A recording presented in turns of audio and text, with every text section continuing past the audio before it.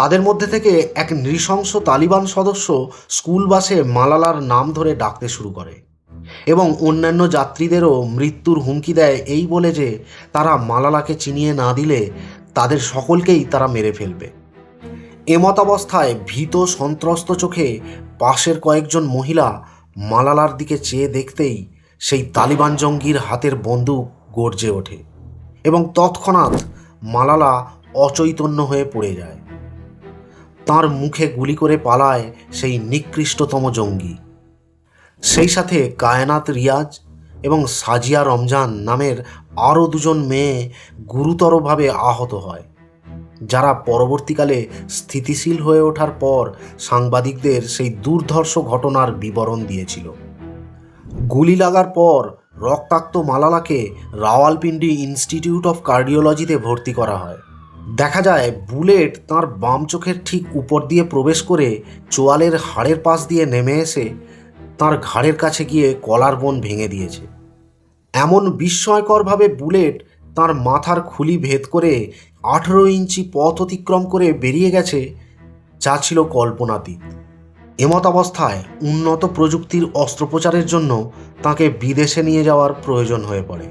সে সময় যুক্তরাজ্য থেকে একদল চিকিৎসক নিয়ে পাকিস্তান সফরে এসেছিলেন ব্রিটিশ চিকিৎসক ডক্টর ফিওনা রেনল্ডস। তাঁর সহযোগিতা ও তৎপরতায় মালালাকে স্থানান্তরিত করা হয় যুক্তরাজ্যের বার্মিংহামের কুইন এলিজাবেথ হসপিটালে।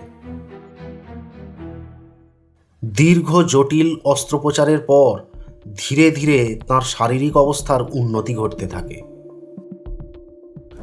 তাঁর সেই হত্যাকাণ্ডের পর পাকিস্তান সরকার, মানবাধিকার সংস্থা এবং নারীবাদী দলগুলি তেহরিক-ই-তালিবানের চরম নিন্দা করেছিল। তার প্রতিক্রিয়ায় তালেবান গোষ্ঠী ইউসুফজাইকে ভর্ৎসনা করে তাঁকে সম্ভাব্য দ্বিতীয়বার হত্যা প্রচেষ্টার পরিকল্পনার ইঙ্গিত দেয় এবং দাবি করে যে হত্যাকাণ্ডটি ধর্মীয় বাধ্যবাধকতা হিসাবে তাদের কাছে ন্যায়সঙ্গত ছিল, যা সারা পৃথিবী জুড়ে আরেকটি আন্তর্জাতিক সমালোচনার ঝড় তোলে।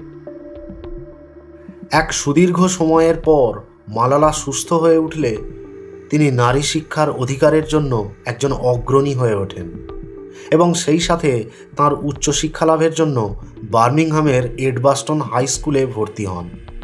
এরপর 2020 সালে তিনি অক্সফোর্ডের লেডি মার্গারেট হলে গ্র্যাজুয়েশন করেন ফিলোসফি, পলিটিক্স এবং ইকোনমিক্সের বিষয়ে।